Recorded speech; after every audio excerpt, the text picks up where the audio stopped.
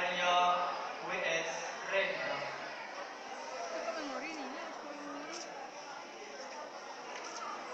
Tuhanku,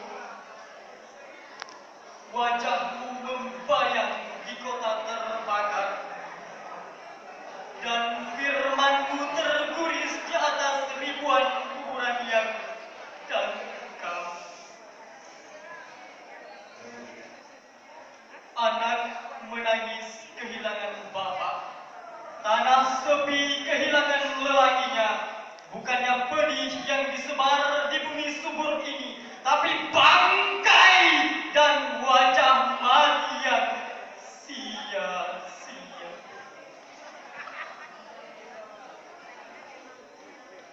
Apabila malam turun nanti, sempurnalah sudah warna dosa, dan mesiu kembali lagi bicara.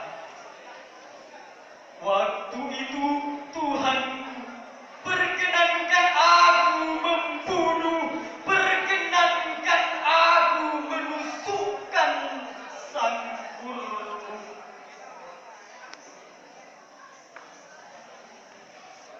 Malam dan wajahku adalah satu warna.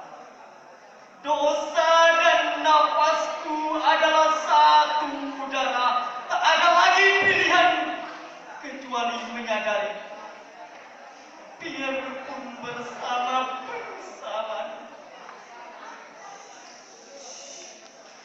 Apa yang bisa diucapkan oleh bibirku yang terjajah, sementara kulihat kedua lenganmu yang gegap mencapai bumi yang mengkhianati.